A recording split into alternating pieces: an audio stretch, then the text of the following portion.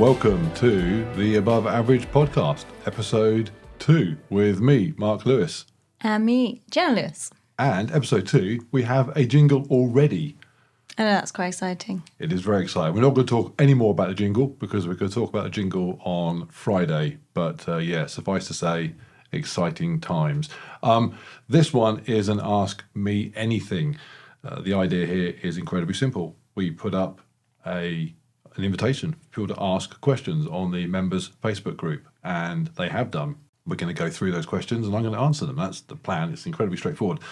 This month, Ask Me Anything literally means that. Ask me, Mark, anything. Next month, the Ask Me Anything will be for Jen. The month after, so what's that, March, it will be Ask Us Anything. And then I think for April, we'll do Ask the Children Anything, and people can ask the kids, like, what's it like to have those idiots as parents? So that's the plan. So it's not always going to be Ask Me Anything, but this one is. We're just going to dive straight in, I think.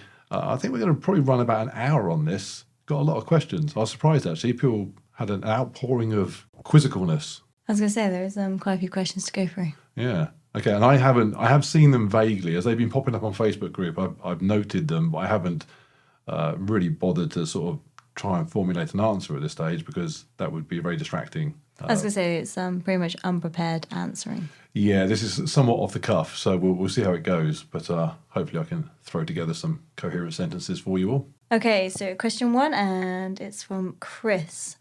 All your cardio work seems to involve quite a lot of effort. I'm not sure that's quite the case. On Instagram it does. Do you do any heart rate zone training? I struggle to get anywhere near zone 2 for running. Yeah, good question. Because everyone says that zone 2 stuff is really important. And the answer is no, do very little of it, which is not good. Most of my training, actually, I mean, it's a fair point. The effort thing is right. A lot of the stuff I do is a bit sort of intense because that's just more fun. It's just more fun to go out and, blast out a half-hour, 45-minute run than it is go out and do, 3 hours at 140 beats a minute or something. But we're getting back on it this year, aren't we? Because we've got actually, without kind of giving away spoilers for later on, we have some long distance events this year that will involve training at a lower intensity. So the answer to the question is no, don't do enough of it, but do appreciate the value of it. So we'll be starting to do it. And one of the problems with Zone 2 training, when you're running, if you're not a great runner or a natural runner, is that it will be very hard to keep your heart rate down. I know you, Jen. I massively struggle, yeah. Yeah, you just have to start running and suddenly your heart is going crazy, having a hard time. So sometimes you're just going to have to, run, walk. There's no other way to it than that. Okay, well, this is quite relatable to that question that we've just done. Davey, will you ever do the Thames Path Challenge again? And if you did, would you train for it properly? You can answer that. Are we doing the challenge again? We are, actually. It's already on our website. If you look under our events calendar, it's already up. Because we're both doing it. We are. We're doing it as a couple. Yeah. Well actually, you can't enter as a couple. Well, maybe you can, but we're not. No, but we're doing it together. It's not a 3-legged race. We're not a unit. We are both in the race. Don't give people ideas. And we will run side by side. I shall say we'll run side by side. Jen thinks that she'll run off and leave me. This is based on Jen's assumption that she's run a 10K and just multiplied it by 10 to conclude how fast she'll do a 100K and thought, well, it seems pretty straightforward. I've tried to explain that when you do 10 of them back to back, it gets trickier as it goes on, but she's not listening to that. So yes, the answer is we are doing it again. We are going to train for it because if Jen doesn't train for it and tries to run 100K, she'll die. So yeah, we're going to train. Great. Right, Daniel, did you do the Hurtwood 50K this year? And if not, why not? No, and I can't remember why not. I think it clashed with something, and I'm really disappointed that I didn't do it because I've done it a couple of times and it is amazing. It's over in Dorking, Surrey, through the hills, through the woods. It is exactly what a 50K should be. It's off-road, 99% of it. Interestingly, I find it less tiring to run that sort of 50K than I do a flat 50K because you're using different muscles to go up and downhill. You're using different, it's just a different type of exertion to push yourself up a hill and then run down it again. For example, the Thames Path 100K one of the problems with that is because it's all flat and it's incredibly monotonous, your muscles, your legs are doing literally the same thing all day long. So they do fatigue in a way that running up and down hills, they don't. So didn't do it. We'll be doing it this year. No I was going to say, question. it's going to be part of our training for the 100k. I think it happens after the 100k. Ah. So it depends how you enjoy the 100k. But if you like the 100k, you'll love the 50k because you can really push it as well. It's a different sort of experience. 50k is very different. Okay. Sebastian, would you have any interest in digging further into rowing or joining an on-the-water team for a while? No. That's it, just no. Well, no. And the reason for it is that I'm quite good. Maybe good's the wrong word. I'm not too bad at rowing. And so the minute I get into it, if I did, I know I'd get a little bit carried away. I'd want to be even better. I think I've decided at the age of nearly 50 that there is more value to me in doing things that I'm not very good at and moving from a bit rubbish to not too bad than there is doing things that I'm quite good at and then getting bogged down with trying to become really good. So yeah, rowing, because it suits me, doesn't suit me, if that makes sense. And on the water, no, it just doesn't really appeal. I had a little tour around Leander when I was about 15, 16, and they said, yeah, come and row with us, it'll be lovely. And Olympics and all that sort of malarkey. And then they said, yeah, we're here at 5 a.m. training. And I never went back. So, it just doesn't appeal. Too much effort. Well, too much effort. I mean, too much effort at 5 a.m, yeah. Okay, Colin, are you going to do any more videos on Swift? And any advice for a Swift Category D on how to improve? Yes, lots of videos on Zwift coming up. In fact, I'm almost about to start converting my kid's bedroom, because he's moving out to his own house, into a Zwift pain cave, and actually just heard from my builder of my Zwift PC today that he's completed the project. So yeah, I'm getting a PC that is designed to do nothing other than play Zwift on, and it's supposed to be really good for graphics and stuff. So yeah, content on the setup, the pain cave, the computer that's running it, and me riding on it. What was the second part of the question? Any advice for how to improve Category D? Yeah, well, you pedal faster. I mean, probably not. I have no advice because I don't know what I'm doing. I mean, all I did to go from Category C to B, and I should add, I've since gone back to C, so this advice isn't foolproof, but I just used it regularly. I did a combination of short sprints because they're fun, and I'm more motivated to do it if it's fun. And then at the weekends, I would do some longer rides, hour, 2 hours, 3 hours sometimes, and then occasionally something in the middle. I mean, it really was ill thought out planning. I just did some short stuff, some medium stuff, and some long stuff. It almost sounds like how you'd improve your running. Exactly. It literally that. How I got faster at running was just that. Yeah, I did some 5Ks, some 10Ks, and then every now and again went and did 20K. And before I know it, I could run all of them a bit quicker. If you're a cyclist out there, or even worse, a cyclist trainer, you're probably thinking, what's this idiot talking about? But yeah, that's what I did. I cycled regularly and got faster. Who'd have thought? Okay, Brendan, do you put any value on counting steps? Yes, in the sense that I put value on being active. I don't count steps because I suppose counting steps is kind of at the bottom of the ladder of are you being active, isn't it? It's in there. It's like the 5 pieces of fruit and veg. It's in there to make sure that people that don't know what an apple is are at least eating something. So I tend to think of the have you had enough steps as being advice for people that would do no steps at all if it weren't for that motivation. I don't need that because every day I'm getting plenty. Yeah, I was going to say, because automatically your watch counts them. I mean, like my Garmin counts them. I can't remember the last time I even looked at what my watch said. I think I looked at it on when I do an ultra marathon, I look at it for fun because it says, today you did 150,000 steps or something. That's pretty funny. But no, day to day I don't look at it because I know that I'm doing plenty. Yeah, general walking around, walking the dogs, gym, run. I mean, I think you're getting plenty of steps in. Yeah, I think if you're brand new, or if you're older, or I mean, basically anybody that's inactive, then yeah, as a starting point, make sure you are getting enough steps. But yeah, not something I worry about.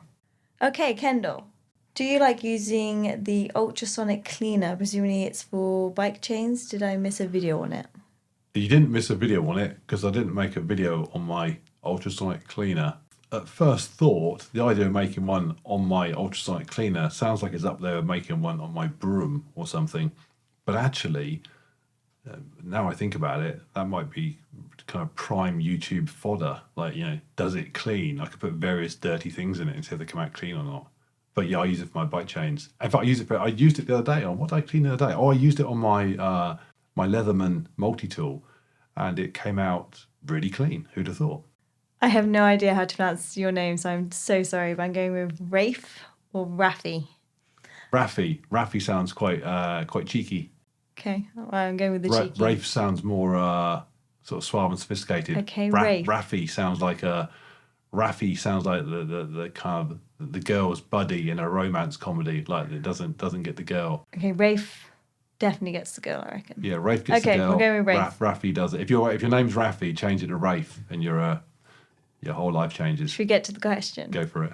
If you had to go through your fitness journey again, what, if anything, would you do differently? It depends on what he means by the question. If he means would I change anything, the answer is no, never, because I would never change anything I've ever done. I am a big believer in the concept that if I am here, alive, as I am today, then everything that I've done previously has worked, because many people are not here, alive and well today. So can't be that bad. A very simplistic example would be, do you not wish that you started working out a bit sooner? Well, maybe, but I might have joined the gym at the age of 25 and not 35 and got hit by a bus on the way to the gym at 25. So you simply do not know. Life is too varied and chaotic to start second guessing what you should have done differently. I think the older you get and the more you see random, chaotic, and sometimes horrible things happen around you, the more you realise, actually, whatever I've done thus far is fine because I'm still fine. He might mean a slightly more light-hearted question, which is just, hey, anything you think, you might have done different, without the deep dive into your weird psychosis. I don't think there is really, though. I mean, I feel that I did pretty much everything right. I stopped eating so much, which meant I lost weight, and I started running, which meant I got fit. And then once I was fit, I started doing some competitions, which meant I got excited about it. I suppose the only thing I would do differently in that sense is that last year I got distracted by just work and everything. In fact, it's a members video coming up soon on my refocusing because of last year. So I would have tried to be less distracted, I suppose, last year. But no, in a nutshell, I'm here today, fit, alive, well, happy. So everything I did was a cracking decision. All right, Tom. Why are you laughing? That's a good. That's right, isn't it? It just makes you seem like you did such a perfect job of life. Cracking decisions. Well, yeah, you see, okay, let's go back to it, because that's an important point for everyone to take on board, that there are, at the moment, billions of people on Earth, and many, many, many of them will not even be here tomorrow, let alone next year. So the possibilities of things being horrific and bad are high and all around us all the time. So if your biggest problem is, I wish I'd, I don't know, trained chest better yesterday or something, you do not have a problem at all. There are problems out there. How I went about my training and whether or not I optimized it or didn't is not one of life's great problems. Yeah, next question. Okay, next. Bryce, I want to hear about that ice bath toy. The ice bath's an interesting one. I had if you follow my Instagram, you'll know I had a very expensive ice bath lent to me to experiment with, and I experimented with it. I now have a very cheap one to continue my ice bath journey with. But the problem I've encountered so far is that I hate it. I was told, you'll get used to it, and actually what you'll learn to love is the fact that you hate it, but then you get out of it and you're empowered by having done something you dislike and blah, blah, blah, blah, blah. I hate it. I do understand slightly the fact that you then get out of it and you're, I just did that. I've overcome something tough. Yeah, great, but I hated it. Okay, next up is Mark. How do you structure your strength training? I think I've seen you say when you enter the gym there's no real plan, but I can't believe that entirely. Well, believe it. I have no plan for training, for strength training. You're shrugging your shoulders. When do I have a plan for strength training? Well, you don't have a plan as such, but for example, you do have a plan in the sense of if you did legs on Monday, you're not going to go back to the gym and do legs on Tuesday. Okay, well, that's a fair point. If you do plan, yes, but not. I don't think not training legs twice in a row equates to a plan. But I know I walk into the gym and I pretty much just think, what haven't I trained in a while? What do I fancy? And then just go for it. Happy with that? Yeah, I'm happy with that answer. Yeah. Okay, next up is Guy. Apart from 80s soundtracks, what other music bands do you like? What do I like? I like all sorts of music. I like all sorts of music. I think because I'm born in 73, so I'm Generation X. So we have, the 60s and 70s, and I'm also bang up to date. So my music tastes are broad. I'll give you... I'm not sure your children would agree you're bang up to date. I am bang up to date. Okay, name something in the charts. In charts now? Yeah, the top 20. Top 10. Cheryl Cole. Who? Wasn't she in not S Club 7? Wasn't she like a girl band? Cheryl Cole. She was on X Factor or something. Girls Aloud. Are they still around? No. Okay. Maybe I'm not bang up to date. I've got a running playlist. Let me tell you what's on my running playlist, if I can find it on my phone. So my running playlist is 40 minutes of random songs that are on there for no real reason other than they just spring to mind. I think, I'll have that for when I next go running. So this changes all the time. But right now, what do we got? 48 minutes. I've got Jungle Land, Bruce Springsteen. I'm not sure why I've got Jungle Land. I'm in a Jungle Land moment at the moment. I was going to say you play it quite often. Well, yeah, I find it quite... I find it I can zone out to it. So if I'm doing a long run or a long cycle ride, I can just... It's like a 10-minute song, is it not? It's got a huge Clarence Clemens saxophone in the middle of it, solo. So yeah, so Jungle Land, Boys of Summer, Don Henley. I think that's just because it's winter, and I like the idea of pretending that it might be summer soon. Blue Jeans, Lana Del Rey. Don't know why. Zoe, Sunshine on a Rainy Day. Why are you laughing? I don't know. You just always had an unhealthy obsession with that song since I've met you. It's not an unhealthy obsession. That song is on every playlist I ever put together. Yeah. Why is that a healthy obsession? If I'm running, if I'm exercising, when I'm listening to it, that's the healthiest obsession, isn't it? I think it's because it came out in like 91, so I'd have been 16, just left school, starting work, going out to the big wide world. So I think it kind of like just, one of those kind of cements itself in your head kind of things. Does that make sense? Yeah. And when she was on Top of the Pops, she wore what are they called? It's like a leotard, but not like is it a body? Do you call them a body? Is that what girls call the I poppers? think they're called a body. A suit. body. No, yeah, a body. Okay, so she had a bodysuit that was really high cut on the hips, and then had like low rider black leather jeans on. So what we're saying is you just found her attractive and it's now stuck with you. I just remember that if you go onto YouTube actually and Google Zoe Sunshine on a Rainy Day, you can find her Top of the Pops appearance. And I challenge anybody to not think, I will spend the next 35 years listening to that song on loop. What else? I Still Believe, Timmy Capello from the Lost Boys soundtrack. A bit more saxophone. Hearts on Fire, obviously. Brothers in Arms, actually a new addition. Dire Straits, Brothers in Arms, a new addition to my running playlist, and that is only on there because, actually two reasons, because you and I heard it on the Two Cathedrals West Wing finale episode, where Jed Bartlett has just ranted at God in Latin in a cathedral without subtitles, which was a ballsy move by Aaron Sorkin, and then walks in the rain and goes to the press conference, and it's all just very dramatic. And I thought that's how it's done. And I also thought it might start raining one day. And imagine being out in the rain and you're running with that Mark Knopfler guitar solo and the organ, and I wanted to start raining now. I'd go out and run in it. And I've also got Runaway, Kanye, bit of Kanye on there. That's bang up to date, isn't it? I say it's bang up to date. Actually, hasn't Kanye been cancelled? Maybe I'm dangerously up to date by having him on there still. Can we even talk about Kanye? I'm not sure. You're clearly more up to date than I am. Yeah, well, I think Twitter banned him. I'm not sure if we should ban him. Do I have to ban him as well? Well, it's a big debate at the moment, isn't it? Separating an artist or an actor from. Can you do that? Can you separate the Well, I've deleted Michael artist from Jackson, but the. I've left Runway on there, so I don't know what that says. Anyway, that's what I listen to. But yeah, apart from Zoe, anything else and they could change at a moment's notice. Next. Next. Oh, Guy again. Did you ever get your outside pull-up bar, in brackets, Guy from the Yorkshire Pain Cave? Oh, I remember Guy. So, did I get a pull-up bar on the house? No, but what an opportune question to ask today, because I noticed just today, photograph on Instagram this afternoon, that they have just built monkey bars about a 4 or 5 minute jog from the house. So in the summer, when they finish that, I will be able to jog from my house to the monkey bars, tell the small children there to get out of my way, and work out.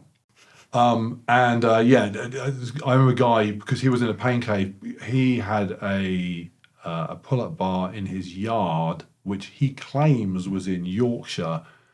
But to be honest, it looked like a CIA off the books black ops site for torturing terrorists. I kept expecting Carrie from Homeland to jump out at any moment. It looked. Was it Guy's Pain Cave for the reason we thought about getting the chin-up bar in the garden? That's right. Yeah. You said. Oh, I remember that pain cave. That bloke whose garden's in Beirut somewhere. I said, no, it's Yorkshire. Anyway, it did not look like Yorkshire. Didn't look like Now Yorkshire. I'm remembering it. It did not. It looked like it should have been somewhere hot. Like hot. Hot and dangerous. Yeah. Yeah. Yeah. It needed an AK-47 propped up against the wall somewhere to give it some. What's that noise again? Another helicopter. Is that because I mentioned CIA off the books black ops sites? Now they. Yeah, I was going to say, I think it's because you mentioned his yard. Do you reckon? Yeah, they heard yard, Yorkshire, Pain, Cave, and God, they're on it. I think they're more likely to come because they heard CIA and Black Ops and AK-47 than Chin Up Bar in Yorkshire. I'm not sure what episode of Homeland you were watching. It's going, it's fading away. North? Sounds like it's going north. Yeah, like you have a clue which way north was. Next up, Chris. For someone who's just started running but otherwise fittish for a 51-year-old, what's the best outside running or OCR race to start with and work towards? Well, if you just started running any sort of outdoor trail race, of which there are loads, in fact, be quick because they start to dry up a bit as the countryside dries up. And so what you'll find in sort of March, April, May time is that most runs will switch over to road runs. But at the moment, yeah, lots of trail runs out there. So just jump on, what's the website we use? Find a race. Findarace.com. I think it is .com, isn't it? .com. Yeah. But if you just put Find a Race into Google. Yeah, find a race, register, and then you can search for the distance you want to run. So you put in whatever 10K trail run, and it will give you loads. I mean, you could literally be running, if you don't mind driving for half hour or so every weekend, you could run a race every weekend. So go do a 10K. If you want to start doing OCR, I mean, really Spartan is probably the best one because it's so well organised. The only trouble with Spartan is that it's very, very busy. There's an awful lot of smaller events that are run in farmers' fields by sort of small groups. Like Nuclears or something. Well, Nuclear's pretty big, yeah. I mean, there are some. And yeah, go on findarace.com. That's the thing to do. Findarace.com, and it will tell you what's going on and where. And bottom line, go and do something. You will not turn up at a race and do it and then think, I wish I hadn't done that. I mean, it's just go and do it. Just be ballsy. I've signed up for some races and thought, oh my goodness, I'm out of my depth. I'm going to be the slowest one there. Blah blah blah blah. No, never. You're never going to be the slowest one there. You're never going to be the last. Just go along and just dive in. Okay, next up, Sarah. Do you plan to target more content to up female subscribers? I could suggest that you do some how strong, fit, fast, etc. is for females. Yes, we do plan to do so. In fact, I have actually reached out to a couple of ladies on Female Instagram, athletes. Female athletes, and said, we've done these kind of like how fast are videos. Want to be involved in that, and they've not replied. I don't know. I'm not sure if that's because they are probably bombarded with annoying men. What's the term? Sliding into their DMs. Although most of them not with such a tantalising offer as I have on the table, but they probably don't get as far as reading that. They probably just think, who's this scumbag, and delete it. So yeah, we have tried, and we will continue to try. And yeah, I mean, who did we talk to? We talked to a rower. I mentioned their names. We talked to an awesome rower, a couple of very fast runners, climbers, yeah, and on all of those, we've ended up with men. I was going to say, every time we do a Just How Fast Is video, we do look down the female route. We start with women because genuinely, I find it would be more interesting, it would be more entertaining, bottom line, for me to get beaten by to get beaten by somebody that doesn't look like they should beat me. This isn't a male or female thing. I mean, the whole thing that's funny is I'm 6'6" and 220 pounds, and so that the more opposite we can get to that and see me destroyed, the better. And so whether it's someone like Tom Bosworth, the race walker, who's a small guy and left me standing, that's a funny juxtaposition between him and me. And even more so if it was a female, it'd be great to do that. So if you know any elite female athletes who are willing, yeah, obviously don't force someone to do it, then yeah, send them our way. Tell them to slide into my DMs. That sounds dodgy. I feel like the next question could be a whole podcast on its own.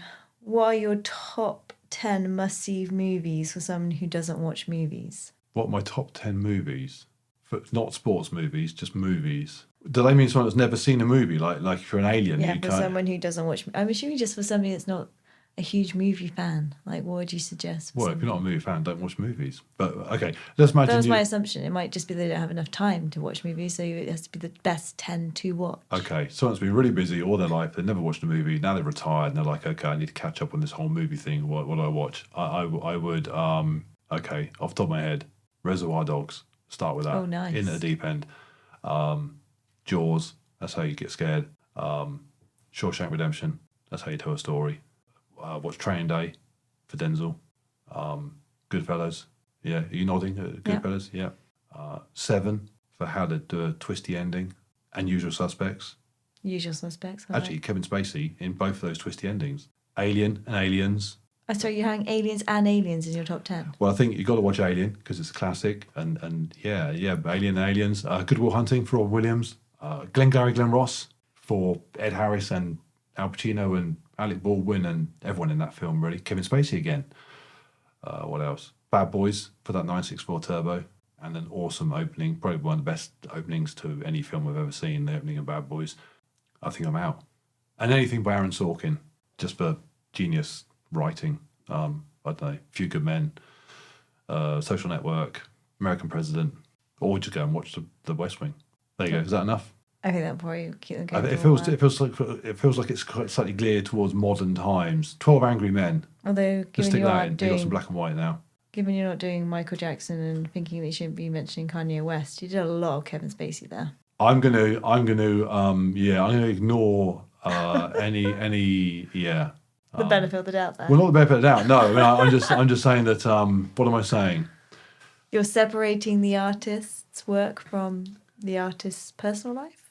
I'm saying that The Usual Suspects is too good to worry about anything other than, is this film amazing? I like it. And also, in Seven, he's a baddie that ends up spending the rest of his life in prison, probably. We don't see that, but that's the assumption. So he doesn't come off very good in that film.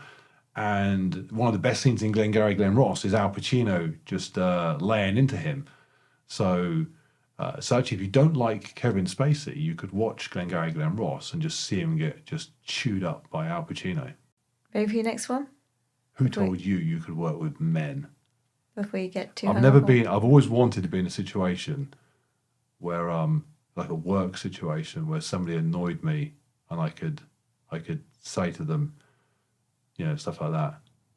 Who told you could work with men? I feel like you'd have HR in your case pretty quickly. Do you reckon? Yeah. Right, next up. Mark, motivation and enthusiasm. How do you maintain a high level of each? I have 2 strength goals I'm hoping to achieve this year and 1 event in the calendar, so the motivation is there. What I'm lacking is the enthusiasm to achieve them. How can that be?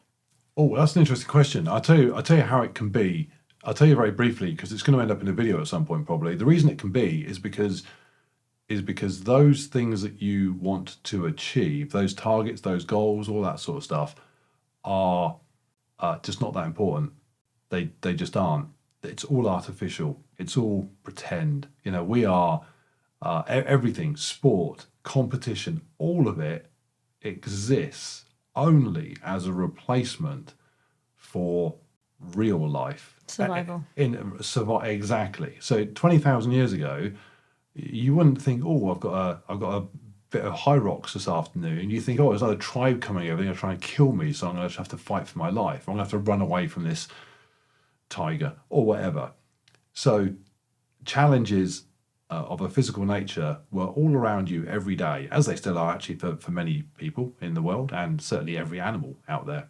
Well, not every animal. Our dogs aren't running for their life every day. So anyway, we're all now very civilized, and so yeah, we've made sport up. Sport is just a substitute for battle and fighting for survival. So it's not actually that important.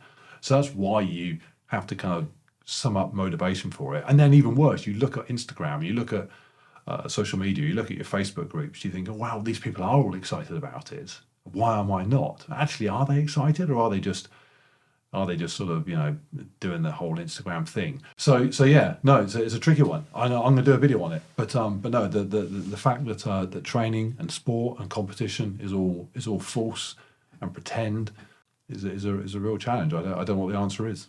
Okay, final question is from Craig. Strange one, but have you any advice on how to deliver a decent groom speech? I'm getting married in April and I'm terrible at speech writing and public speaking.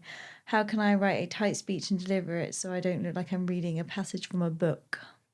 Oh, well, it's a good question. The good news and bad news. I mean, the bad news is you can't. He says by his own admission that he's not very good, so he can't because he sucks at it apparently. That doesn't mean he can't practice though, Yeah. or learn a few different techniques to help. Well, let me do the good news then, because that will calm him down. The good news is you don't need to be very good. You stand up there as a groom, and you immediately have the audiences. Well, they're not even an audience, are they? You have your friends' sympathy because they think, oh my goodness, I'm glad it's not me. I wouldn't be able to do that. You have their love and their compassion, and they'll laugh at any complete rubbish that you say. So whether you get it out of Google by just searching for funny things to say as a groom, or whether you just talk from the heart, or whatever, people will go with it, and just clap and laugh, and so that's the good news. I got up and just immediately insulted everyone by telling them that I had to pay for them and didn't really want them there anyway. So I cancelled out all of that love and sympathy. Not that I had much of that anyway, because half the people there were your friends, and they have no love for me. That is not true. Yeah, they think I stole you away from their little village, and So I started off by completely isolating them. I kind of effectively got up and said, I don't want anything from you guys, free, and then did my bit. And consequently, it took a little while to warm them up. But then when they were warmed up, at least I was getting some genuine laughs. But that's a very dangerous way to go, because if you then aren't moderately okay, you're I was going to say, also you come from a background where you did used to speechwrite and do stand-up comedy for a while, so it's very different. Yes, that's my point. My point is that if I'd done that and then not been very good, it would have been horrendous. I think you should just do some practical advice, like when you gave it to me on our wedding day. Like the practical advice you gave me would be to talk slow. Like you don't need to rush. Okay, so all right, the sensible head on then. Yes, talk real slow. They will give you time because they have nothing else to do other than sit and watch you. So if you want to pause and take some drink, take a drink. In your mind, you're thinking, "Oh my goodness, I've said nothing for 4, 5, 6 seconds. That they're waiting for me to say something." They're fine, absolutely fine. I mean, I think I did that a couple of times. I just stopped and just, that's your stage. That's, I'm veering off into, stand-up advice. So don't be afraid to go slow. Don't be afraid to pause. and just practice. And practice. Yeah, I mean, it's tricky because, I think I did 27 minutes, didn't I? It was a huge gamble because it could have been terrible because I hadn't practiced it on anybody really.